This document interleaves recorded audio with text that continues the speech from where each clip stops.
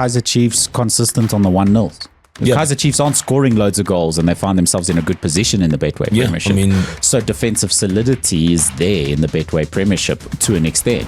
There's guys that haven't played. We've signed Chislett from the UK. We've got Shinga, who still hasn't played. So we've got players. I think we didn't necessarily need to add on to the depth that we've got. Arsenal look like Arsenal when they're playing against a team from League One. What does that even mean? It means that Arsenal right now are Stoke City of London.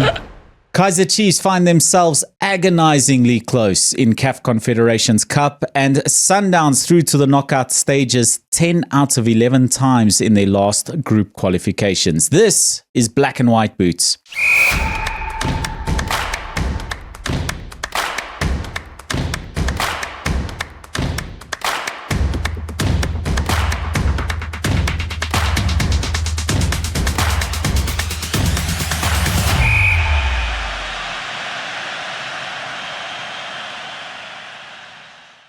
Joining me today, Setshego Dihutso, or On the Ball with Steezy.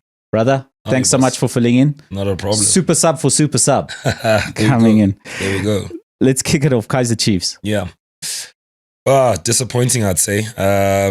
If you look at the season now, we're pretty much out of all competitions. We've just got the league that's left. Yeah, it's obviously the Nedbank Cup elimination to Stellies a couple of weeks ago. And now out of CAF Confederations Cup. And obviously, the league is tough. It's been dominated by Sundowns historically. Now Orlando Pirates looking like the strong favourites to win the league. Obviously, Wednesday night we'll touch on that. But now Kaizer Chiefs have the league to focus on.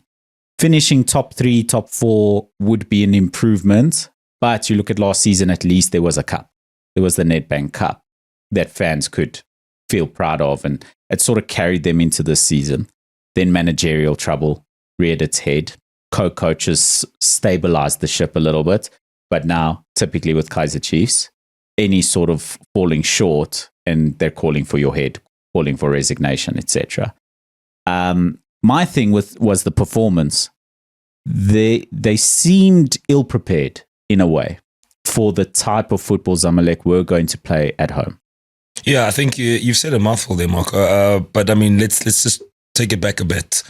Kaizer Chiefs have, been through this before. I mean, we look in the last 10 seasons or so, how many coaches have they had? About 8, 7, And you don't build a football team around inconsistency when it comes to managers.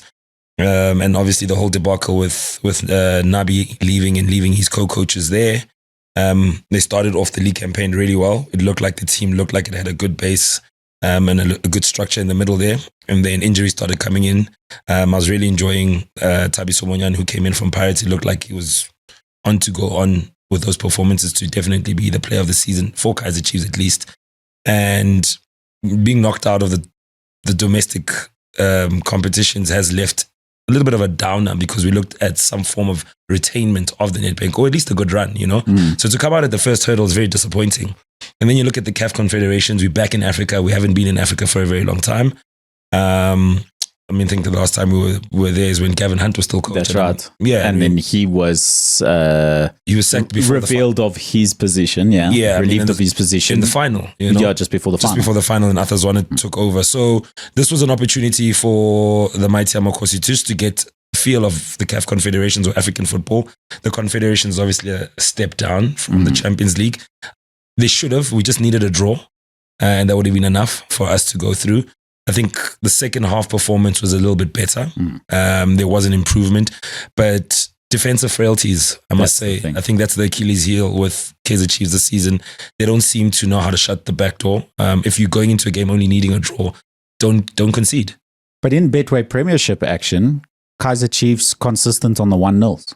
The Kaizer Chiefs aren't scoring loads of goals and they find themselves in a good position in the Betway Premiership. So defensive solidity is there in the Betway Premiership to an extent. But heading over to Egypt is a different story. The amount of movement of the ball, the passes, the movement off the ball as well seem to be difficult for the defense to handle. And the midfield, when there was some looseness there, the recovery was a big issue. Definitely. And I think that will tie into Ox Umthetwa being injured. We know that he's phenomenal at ball recovery and not so much retention because he tends to win it back a lot but then loses it. His final pass is something that he needs to work on. But I mean, I think if he plays closer to a guy like Maboya, who's now slowly but surely, made the number 8 position he's in a way, because we don't see Thabo Cele as much anymore, with Ndlovu also coming in. So 2 new signings with an Ox being in that midfield, then you miss a guy like that who can just win the ball, be a destroyer, and just give a 5-meter pass. You don't have to expect him to hit a 10-meter, 15-meter, or you know what I mean? So I think in that midfield, yeah, definitely we did miss a player like Ox in the midfield to kind of stabilize it and obviously make it a bit aggressive for the other team to break our second line of defense. Before we leave Kaizer Chiefs, Betway Premiership action, that's all that's left. They're not out of the running for the championship. However, it's going to be difficult for anyone to put their hat in with Sundowns and Pirates. Obviously, Wednesday night's a big game. But surely everyone's all but out, except for Sundowns and Pirates.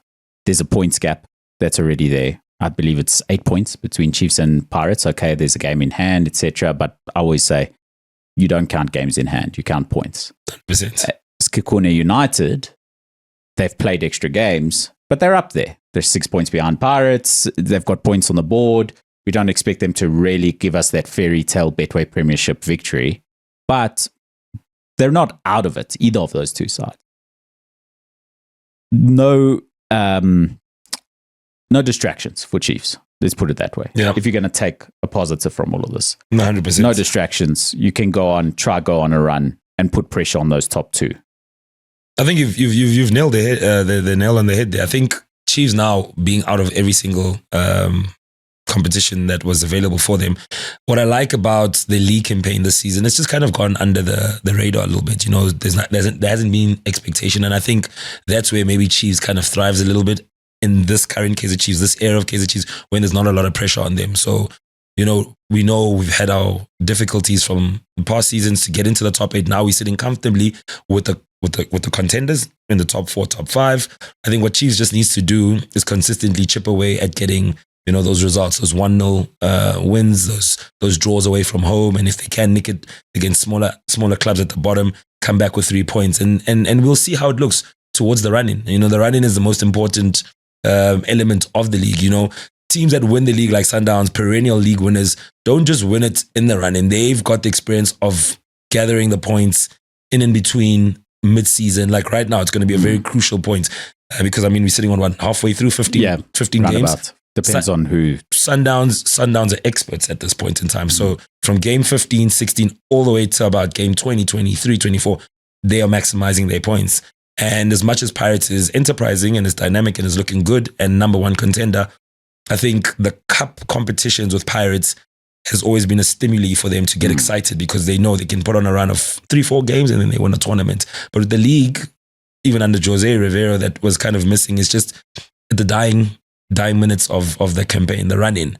They don't have to lose their head. They just have to keep focused and regroup and get those points. And the coach has done a phenomenal job in creating a good team chemistry, increasing depth in that team so that you never know who's going to start. There's only a few players that will start in that Pirates team.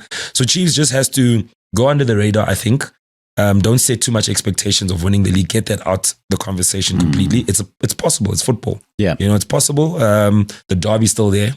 Pirates, 2 of them. Yeah, those points are going to be absolutely critical and crucial for them. So I think from a coaching perspective, do they have the right mentality to keep them, in and about that top 4? Because like you did say in the beginning of your chat there, that a top 4 is a good achievement. From, not making top 8 to coming into top 4, I think that's a nice foundation. Yeah. Yeah.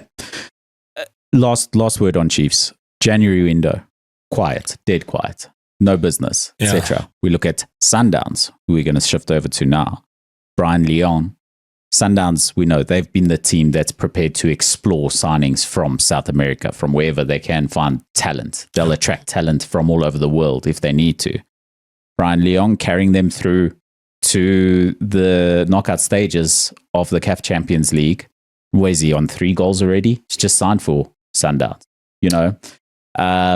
Kaizer Chiefs, if they had made a signing or 2, would that have given the? Of course, it's would they, should they, in hindsight. But CAF Confederations Cup would have been huge. Definitely. I think a good run in that competition boosts the morale of the team. It gives them continental recognition again, and just, kind of underwrites that Kaizer Chiefs is a team that belongs on the continent. But in terms of a signing, I think it hasn't been a really good window, even besides the January window, even beginning of the season. It almost kind of looked like we just signed for the sake of signing. I mean, we've signed players like Morris, who's a striker. He's been there. How many games has he had? Then you kind of wonder, what are the kind of players or the signings that Kaizer Chiefs is looking for? We brought in Patrick Mayo's son, Kanyisa Mayo. He hasn't hit the ground running. You know what I mean? He struggled as well. We've brought in Ndlovu as well, who's a very accomplished player in the PSL, but it really hasn't worked for him as well. So you ask yourself, they've brought in Lebogang Maboye, who's from Sundowns, also a league winner. He's got the experience. He's starting to look good. He's starting to look like himself. So I don't know where it is. The youngsters, your Mdushabalalas, your Serinos, you've got Lelepos as well that are there. But if we had signed a player, I'm asking myself, where we would have signed? Defensively, we're getting Dortley back, who becomes another signing because he's been missing. We know how phenomenal he is. I mean, he gets into a Bafana camp or a 23-man squad for me when he's fully fit and playing well. You've got Miguel, who's our captain, but he's full of mistakes and inconsistent in terms of his performances. Guinika, who I like, who I think was sidelined a bit and now has come back into the frame and really showed why he was signed from Stellenbosch. He's a solid defender. Then you get Aiden McCarthy, who is young, first season. He's also still learning his trade. So with all of that, and like I said, you've got your Tabiso Munyanis and Paseka Marco, who are coming from Pirates, who also haven't really made those positions their own. So I don't know who we would have signed, even if we did make a signing. I think we do have enough players. There's guys that haven't played. We've signed Chislett from the UK. We've got Shinga, who still hasn't played. So we've got players. I think we didn't necessarily need to add on to the depth that we've got. I think it's also, to be fair to the higher ups at Kaizer Chiefs there, is that when you don't know the future direction of the club, spending money now in January could be a crazy move. Yeah, the coaches could be out. Yeah, those coaches could be out. There's no. It's looking more and more like that'll be the case. As well as they've performed, and I believe they've done a pretty good job. There's no two ways about it. Kaizer Chiefs do look a better side than they have for some time. But if you don't know your future direction, then how can you be making signings? 100%. So I know signings aren't up to managers at Kaizer Chiefs necessarily, but I think it's good to have a manager in place when you want to make signings so that you have a direction. Sundowns through to the CAF Champions League. It looked like they were on the brink. It looked like Kaizer Chiefs were on the brink of going through.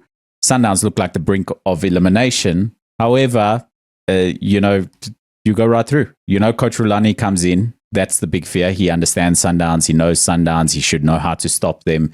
He's got all the experience in the world there at Loftus. Comes in, Sundowns dominant.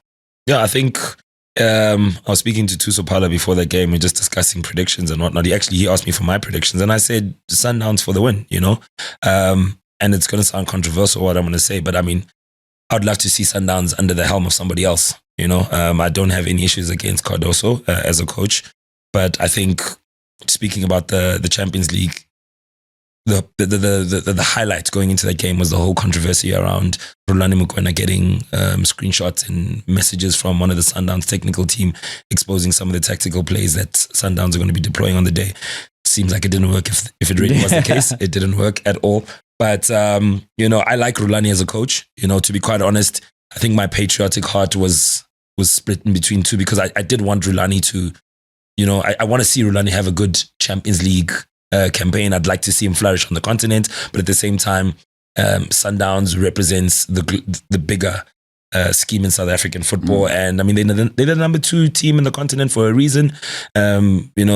We look back in the days where we didn't find the South African team being up there all the time consistently. So if we're going to compare it in the Champions League realm, thinking of what a now recently maybe a PSG or maybe a Inter Milan, Liverpool, for instance, just the teams that always in and around from your semis, your quarterfinals, semis, finals. And that's what Sundowns have done with their brand and their team in the continent. They will always be there from your semis, quarterfinals, into the final. So I wish them luck in the tournament. They should have won it last season.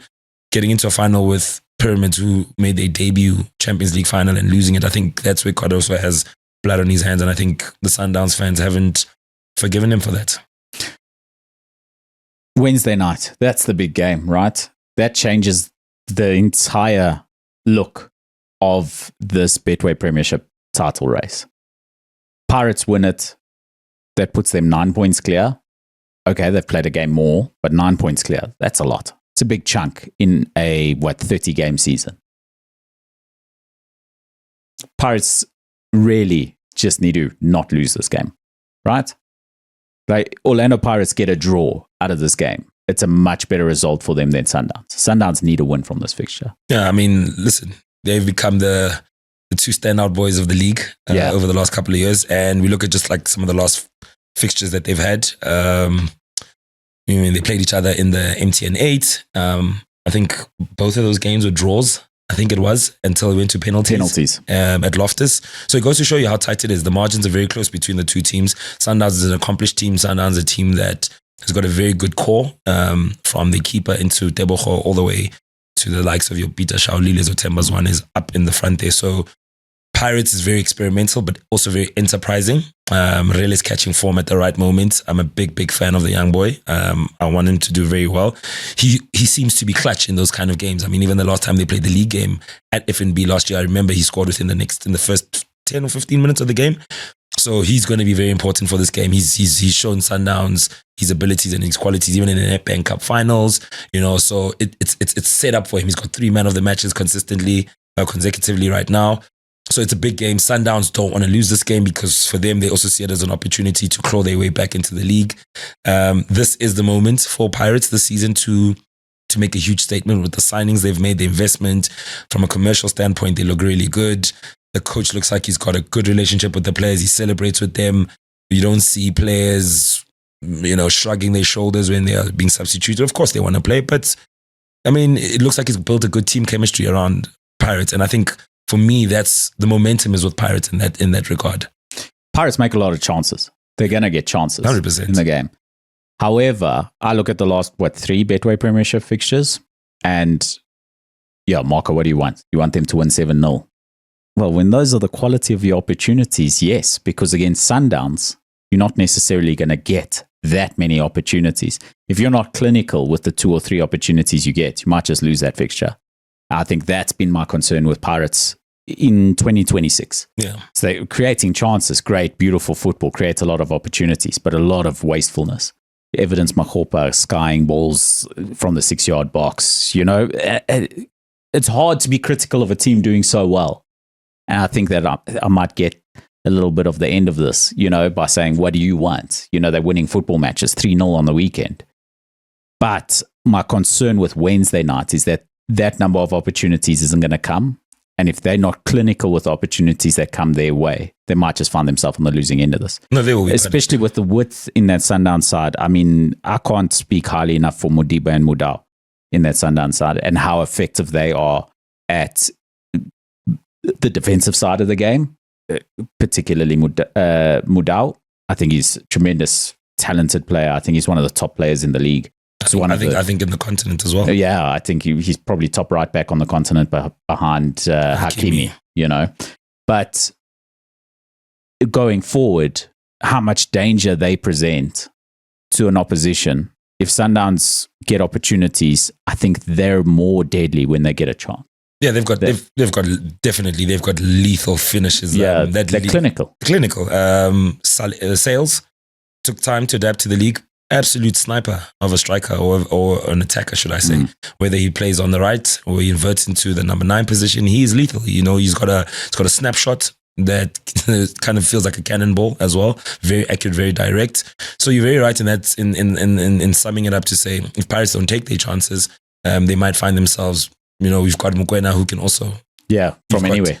Tashreeq Matthews, who's also a very phenomenal player. As much as people criticize him for his wastefulness, the spaces he creates for himself, the positions and the runs he makes to get into very dangerous positions. That's why the coach keeps playing him, because he understands his game intelligence is at a high level. But it's just that if he works on his finishing, he would literally, he should be at Bafana Bafana as well.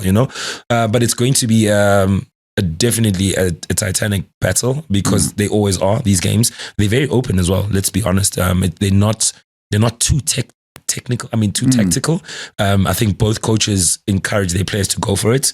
And that then becomes a beautiful spectacle and advertisement for South African football, because these are the two best teams with the two best players, and it's, pound for pound football. So interesting. Yeah, I think I'm a big fan of Apolis, back to Orlando Pirates, and his movement is unbelievable. I don't think people pay enough attention to Apolis' movement on the pitch and how difficult he is to keep a handle on.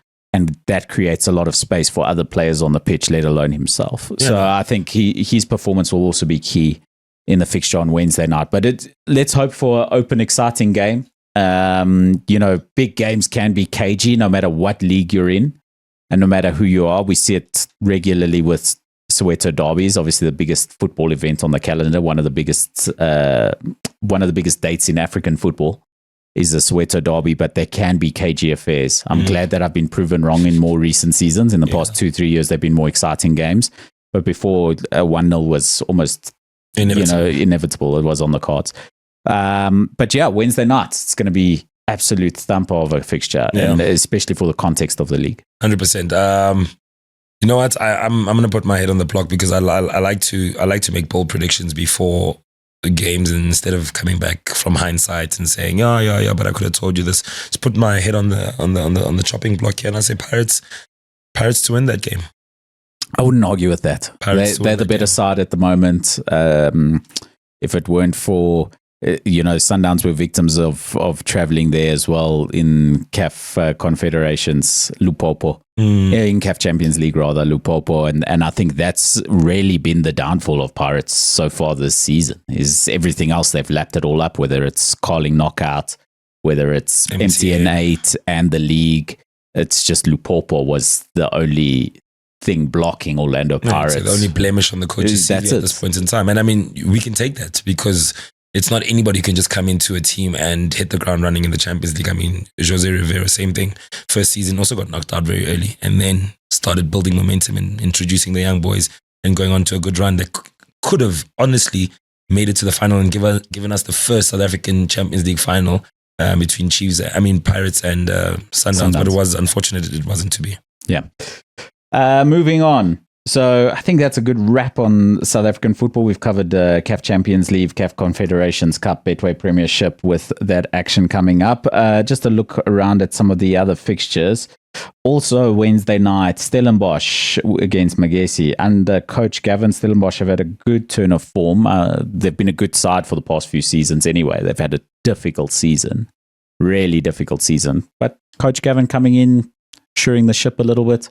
No, definitely. Gavin is one of my favorite coaches. I think he was a bit hard done by at Kaizer Chiefs. Could have been given absolutely. Yeah, could have been given a run there. But a very accomplished and astute coach in the PSL. Obviously the longest serving in terms of games under his belt. So a good team with good resources. A team that, like you said, have been really, really consistent in terms of challenging the big boys. They've been a big conveyor belt of releasing talent into the league. And I think that's one of their biggest business modules. People need to realize how Stellenbosch actually works. They identify talents from a young age, they develop them and they create them into superstars, and then they sell them for big money to the bigger teams. So with Gavin Hunt being there, I definitely believe that rot that unfortunately Stevie Barker was enduring. I don't know what more he could have done, because sometimes you just need a refresher. Football teams, players, sometimes it gets a bit stale. And just the refresher just makes a difference. And I think that's probably why they had to part ways. It wasn't even a sacking. It was not announced as a sacking. It's just parting ways, because I think the respect from the hierarchy at Stellenbosch understand the stellar job that he's done there at Stellenbosch, and bringing in a level-headed coach like Gavin Hunt, who I always feel has been hard done by his teams. I mean, he gets to Durban City and he helps them and he stabilizes that ship, and then they want to chuck him out there. So I hope now this could be where Gavin just pretty much, eases out his coaching career. Like if it means him staying on for another 3 or 4 seasons, like let him stay at that team, let him build success around that team. And I think he's got a cup in him. If he stays there long enough and he's backed, he's definitely got a cup in him in that team. Solid team. Yeah, definitely. The rest of the fixtures we'll have a look at next week because there are no more fixtures between now and the next episode.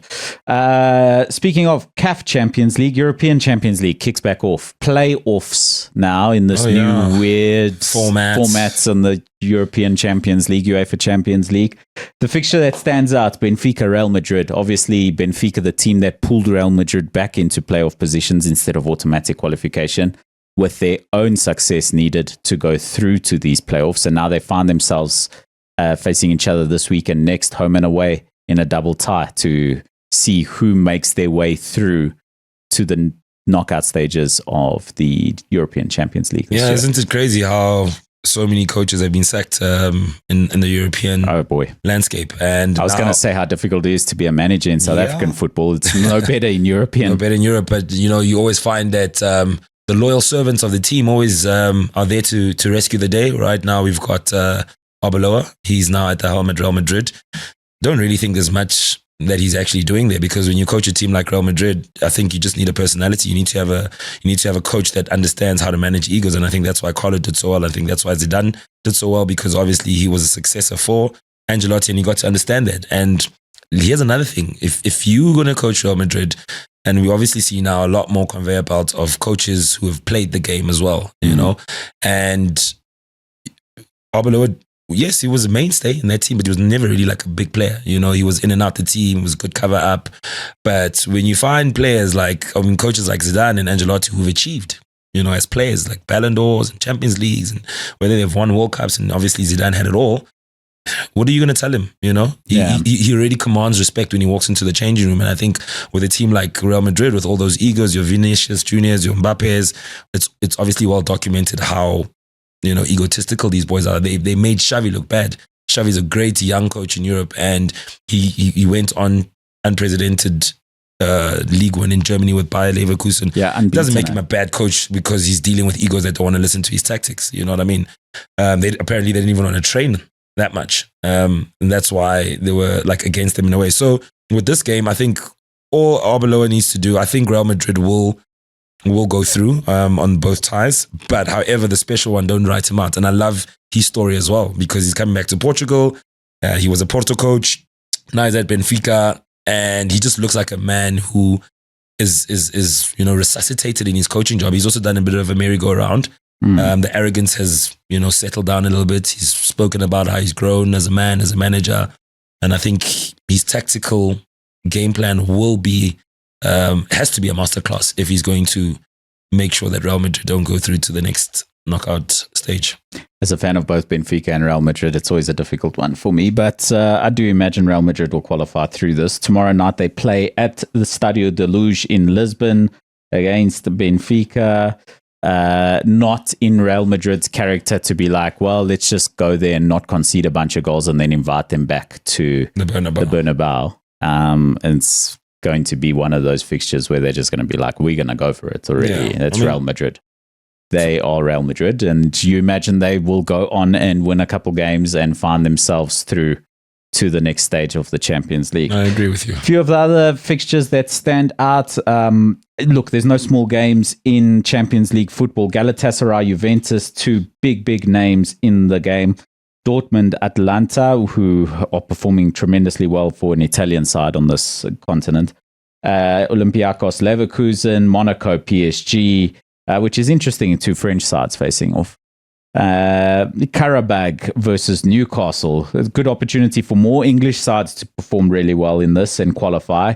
To see so many English sides in the Champions League knockout stages is hugely impressive, and shows that the investment in their game means something. Just the amount of money that's spent in English football, it means something. Bodo Glimt, that's the surprise package of this tournament, I think, along with Karabag. They face Inter, last year's finalists, who find themselves having to qualify as well. And Club Brugge against Atletico Madrid, who seem to be better against sides who are more enterprising. They, a bit like Manchester United, is if a team's going to sit back against you, they're hard to break down. However, if you're going to just absorb something that a better side is going to throw at you and hit them on the counter attack, sometimes that suits teams a little bit better. I like Atletico Madrid. I think, as much as people might say that they need they also need a refresher because Simeone has been at the helm. I think he's the longest serving European coach at the moment. Yeah, what were they without him? You know what I mean? That's my question. I'm a big fan of him. No, I'm a big fan of him too. And they look really good. I mean, you saw the emphatic 4-0 defeat against Barcelona. They just signed Lookman from, I think he was at Atalanta. He was at Atalanta. You know what I mean? He looks good as well. For me, honestly, I think everyone will talk about how Haaland and Mbappe are the best like number 9s in the world. I think someone who needs to be, and Harry Kane, of course, as well. Julio Alvarez, what are we saying? Like, do we not see what he was at Man City and what he did for Pep in that last campaign? And do we not see what he does for Argentina? Do we not see what he does for Atletico? Are we turning a blind eye to how special that boy is? He's still young. He understands the game, the way he moves. His finishing is second to none. I think he needs a second rodeo at a bigger club, although Atletico is in the top 10 best clubs in the world or big clubs in the world. But I think he goes to a Barca, he goes to I won't say City, he goes to a Barca, he goes to Madrid. What other big clubs? He goes to a PSG maybe. Definitely. I think he's one of those players that Simeone really, really made a good signing there. And Griezmann also just aging like fine wine. Yeah. He's so calm. He's so composed in that final third. He makes good decisions off the ball running. The experience obviously counts a lot. And Simeone's son as well. You know, he's like a pocket rocket. You know, he's got very high work rate. He's intense. So you look at that team with Conque, the captain, long-serving Spanish midfielder, still keeps that tiki-taka going, still a little bit of a versatile 6'8", you know. So they're a good team for me. I think Atletico excites me. Yeah, you imagine they go through against Club Brugge, who, as well as they do in their domestic affairs, the sort of money in La Liga and what they can deploy on a field is two very different things. Yeah. Juventus, Galatasaray as well, two massive clubs in the European outlook. Yeah. Juventus on a rebuilding job after winning, 13 Serie A titles in a row. I'm exaggerating, but the fall of Juventus has been huge. Yeah, what's and now they're recovering again. The what lady? The old lady. The old lady. Yeah, the old lady's been a bit. Their story is weird because they still considered a big team. I think after Cristiano Ronaldo left, then you felt that the resources had to be redistributed into that team because obviously he was chopping up most of the budget with his salaries, and they've been inconsistent with some of the players that have come in and supposed to really be superstars, because Juventus is a phenomenal giant in European football. So I think they've fallen a little bit short of their standards over the recent years. Teams like Napoli, like you say, Atalanta, also gone under the radar, but very consistent when it comes to the Champions League in those final knockout stages, have been in there and around with, what's his name, the coach, Gasperini. Yeah. You know what I mean? So he's very good coach, understands his team. And then we spoke about the other, who are they playing? Juventus versus? Galatasaray. So yeah, Galatasaray also, they seem like a team that buys players from top European teams that probably are a little bit problematic, because if you look at the players that are there, kind of look like they're bad boys, temperamental boys, your Victor Osimhen's, big boys, they come, they play. You get, I think, the Belgian boy, the short Martinez. I get what you say. He used to play for Napoli, I think. Yeah. Is he there as well? He's at Galatasaray as well. You've got Icardi, who's there. Who was a problematic player. What I mean? So it kind of just seems like they were bidding for an Onana, I think, at one stage. So it just kind of seems like they're the team that they look at really talented players, but like egotistical or problematic, should I say. Yeah, so where there's an opportunity to attract them to Turkey. Yes. Absolutely. Looking forward to those. We will do a review of this week's Champions League playoffs before the second leg of those playoffs next week. FA Cup action has come and gone. Not all the fixtures played at our time of recording, but most of the major ones. Arsenal look like Arsenal when they're playing against a team from League One. What does that even mean? It means that Arsenal right now are Stoke City of London. They're scoring their goals from long throws and corner kicks and disrupting the goalkeeper. It's not the beautiful Arsenal football. But this weekend against Wigan, it was beautiful champagne football, lots of passes, through balls, running off the ball, no set-piece goals. You're winning 4-0, no set-piece goals. So Arsenal themselves, top of the Champions League in the group stages, and it's no longer group tables, it's one single table, and they finished above all the teams in Europe in that. They're above all the teams in England, which is massive. They are through to the FA Cup. They will be in a semi-final. Carabao Cup semi-final. No, did they not beat Chelsea in the semi-final? So I think they're through to the final, right? Finals already. Yeah, so they've qualified for the final of the Carabao Cup, the League Cup in England. They're on for historic quadruple in many ways. I don't think it's possible in the modern game to get a quadruple with how competitive the Premier League is. Yeah, I mean, on paper, they are the best team in Europe. Let's not lie. It shows, it states. I think I'm not a big fan of Arsenal as a team. I just love the way they just always get bantered. I mean, that's why football is great, because Arsenal supporters are probably the most delusional in the world, but we love him. But to be honest, and just to apply football common sense and understanding what they're about, I think Arteta has done a phenomenal job with that team. It's not too many teams in Europe that give managers that amount of chance and that amount of money to implement his project. I think this is at the penultimate stage of his time at Arsenal. I think it's success now or go. Yeah, definitely. You know how Petrus Evra always says it's a Netflix documentary. They're always waiting for next season. Yeah, he's enjoying this. But honestly, they have an opportunity to do something great. And here's my thing, Marco. If they don't come, obviously the league, I'd say out of all the competitions, if I'm going to tier them, the league is the number one priority.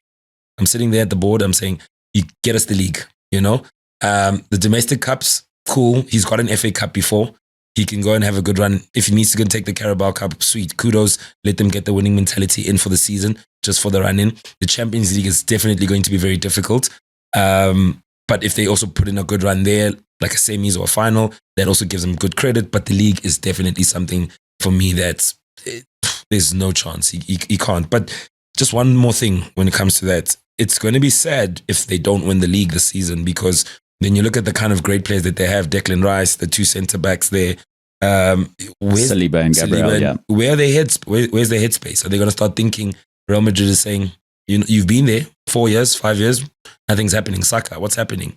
You know, are their heads going to start, twisting and moving and looking at different options and different deals across the world? And then what happens? Is it a rebuild again at Arsenal? So it has to happen.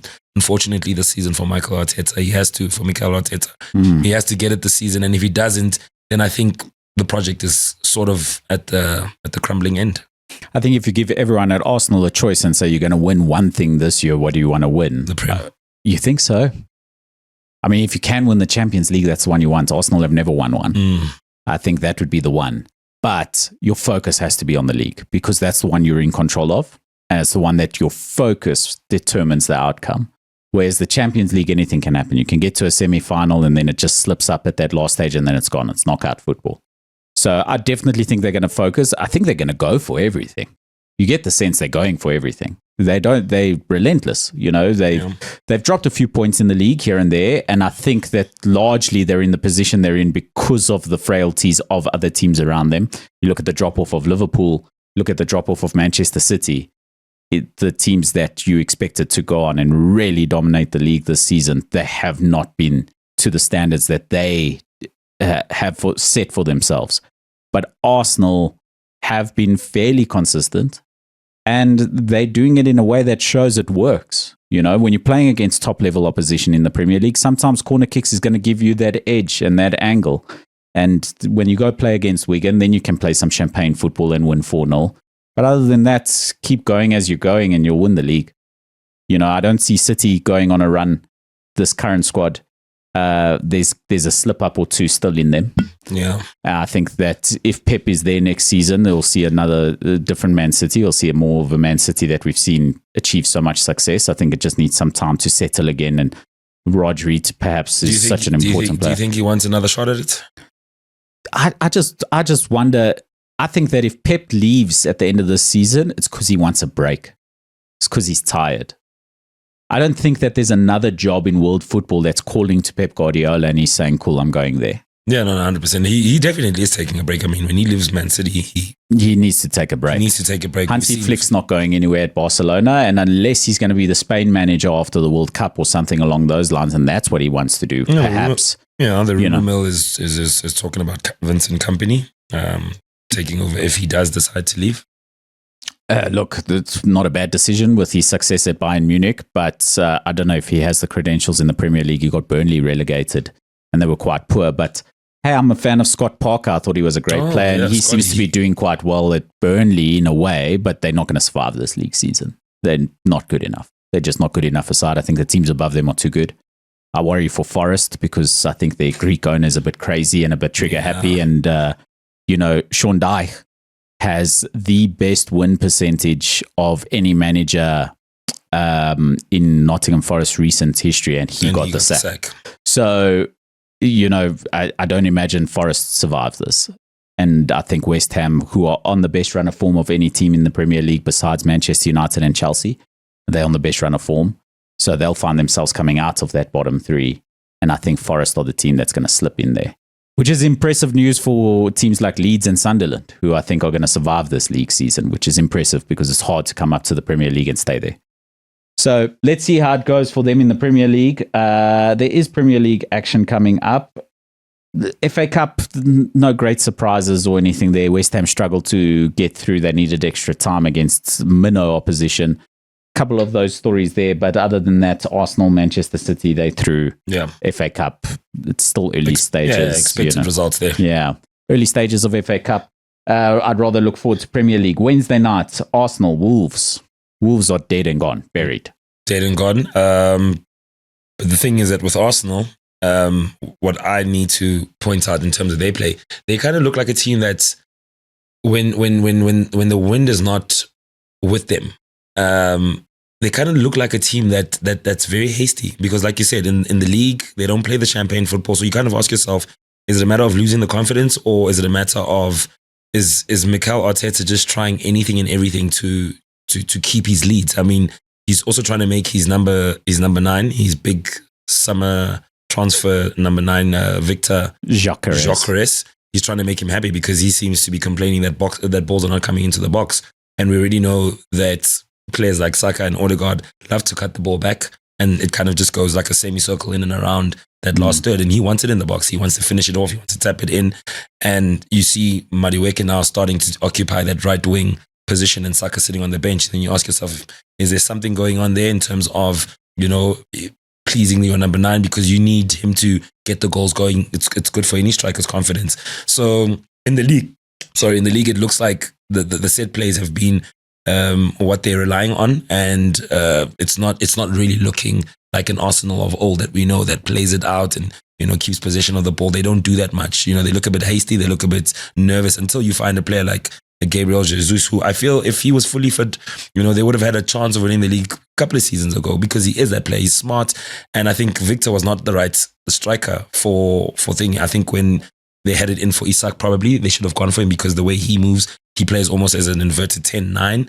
He doesn't always want it in the box. He can come drop a bit deep and link up play. So I think they knew he wasn't coming there. I think he made it clear he wanted the Liverpool move, and I think they didn't want to embarrass themselves and put in bids knowing that he's going to turn it down. Rejected, yeah. So I think that the Gyökeres deal was the best deal on the table. He was one of Europe's top strikers available. Setshego was the one that they were looking at as well, and he was available. I think he's a top talent, but I think they needed someone now. And I don't know if Setshego was the guy now to get you to win the league right now. I think Setshego in 2-3 seasons is going to be a top number 9. He's class. I think he's finishing. Unbelievable. He's got a cannon of a left or a right, and he's actually got some really good skill and hold up play, etc. He's got finesse. Yeah, I think he's a top lad, and he's a big boy, which is good for English Premier League as well. But I think Gyökeres was a good signing. It was the best of a bad situation, really, for Arsenal, because they knew they needed a number 9, and they had to go spend big money to go get the top one available, even though he maybe didn't suit what they needed. Yeah. Maybe a Julian Alvarez that you brought up earlier. I think that would have been a top signing for them. But again, he's just gone to Atletico Madrid for 90 million euros or whatever the fee was big money. So I'm not sure he was available either. So, yeah, well, look, all the best to Arsenal. I'm a Man United fan. We all know that. But I do imagine Arsenal will just scrape through, but not because they're the greatest side. And I've heard a lot of pundits say this will be the worst team to win a Premier League season. I think Scholes said that. Yeah, and It's because the other teams haven't been up to it. They haven't been up to that level. And also just the league is tough. I mean, that draw against Brentford was actually a pretty good draw because Brentford is the top side other than the traditional big sides. In the Premier League, they're sitting in 7th. So best of the rest. Best of the rest in many ways. You know, I know Spurs is normally the traditional top 6 and Aston Villa's sort of taken that spot in terms of big, good sides. Yeah. In the big 6, but Brentford is the best of the rest there, and a 1-1 draw over away at Brentford is not a bad result when you're chasing a league title. Wolves on Wednesday, they should thump them, I imagine. So Wolves can't buy a win for love or money. But then the big fixture for Arsenal is really this Sunday against Spurs at North London derby. Spurs versus Arsenal. Arsenal, yeah. That's the big fixture for Arsenal this weekend. It's just Sunday, North London derby. I know Spurs have injuries. Their squad is looking bare thin. They've just fired Thomas Frank. They've brought in the Croatian. That he's a real tough, hard manager who's just lost his job at Juventus in recent months. And it's a derby. And that's the concern for Arsenal, for me, on Sunday, is that it's a derby. Arsenal's the better side. Spurs empty on numbers. They have 3 senior players on the bench on a weekend. And the rest is from the youth team, just because they're just so short on numbers. The injury list is too long. But it's a derby. Yeah. I mean, the bounce back effect from any manager that comes into a team, especially coming into a game of this magnitude, I think he'll be a little bit more pragmatic. I think he won't want to come in and deploy what makes him such a great coach and why he got the job. I think for him, a result will be the most important thing. So he'll come in and set the team up, knowing very well that Arsenal lack fluidity when it comes to the final third and how they play. So with this new manager coming in, like you mentioned, I mean, what nationality is he from? Croatian. You know what I mean? So those are very pragmatic, like I said, very disciplined players and coaches. So they're not going to come in and try and overcomplicate things. They're just probably going to look for playing on the counter-attack and, if possible, nick it at home, because they know that the home support is literally going to be the third man for that day. And knowing that Arsenal is also not playing the best football at this point in time, they'd love to get one over them. Absolutely. Elsewhere in the Premier League this weekend, Aston Villa leads Brentford, Brighton, Chelsea against Burnley. Good opportunity for Chelsea to keep putting pressure on the top 4. West Ham against Bournemouth. West Ham at home, opportunity for points to climb out of that bottom 3, but this is the Premier League. Everyone's tough. Manchester City, Newcastle, big game. City can apply some pressure on Arsenal. Of course, Newcastle have a midweek fixture in Champions League and then a fixture next week again in midweek. So difficult for Eddie Howe to navigate a Manchester City game sandwiched between 2 Champions League fixtures. Not great news for Newcastle, but an opportunity for City to put pressure on Arsenal. Crystal Palace, Wolves, we know the situation at Wolves. And then Forest at home to Liverpool is the other standout fixture there because of the context of the relegation battle. Liverpool away from home, don't have the pressure of the Anfield crowd, etc. They can play their football, and I think Forest are a bit leaky. I think they're going to suffer defeat there. And then Manchester United, Everton is a fixture that will happen after next week's recording as well. I mean, that's always a big game. Yeah. Everton, Manchester United. And were they playing Goodison? At Goodison. Okay. Well, formerly Goodison. The new stadium. What have they renamed it to? Well, it's a whole new stadium that they built. It's called the Hill Dickinson Stadium. The Hill Dickinson Stadium. So they actually moved away from Goodison, completely built a new stadium on the river. Yeah, no, that's where modern football is going. The stadiums need to be of a high standard for the commercial side of the game as well. Yeah. And also just be versatile, not just only accommodate football games. And I think in England, a lot of the stadiums have been, we would say nostalgic, ancient, they've kept that kind of look and feel towards their stadiums. But it's good to see a lot more of the clubs investing in their stadiums.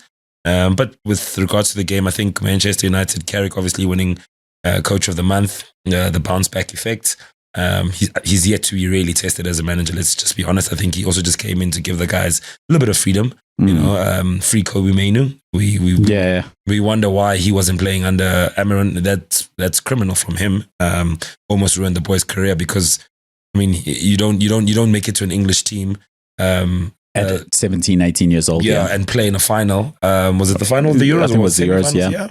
And you don't make it into a Man United team that had been supposedly struggling. But what I do want to commend is Bruno Fernandes's consistent, relentless ability and fortitude to always like drag the team. I know he's gotten a lot of stick, especially from the former United legends. They always have something to say about the team and the captain, but Bruno has really, I think, shown that he's been, the leader of that team for quite some time. And with him being obviously always enterprising, looking for the ball, a proper 8, box to box, passing always phenomenal. And now with Kobe there, you just see him just like slowing things down. His decision making is also really good. And Bremo as well, looking very dynamic, playing off the shoulders of the defenders. He's quick, he's got pace, he knows how to finish if he gets into a nice one-on-one.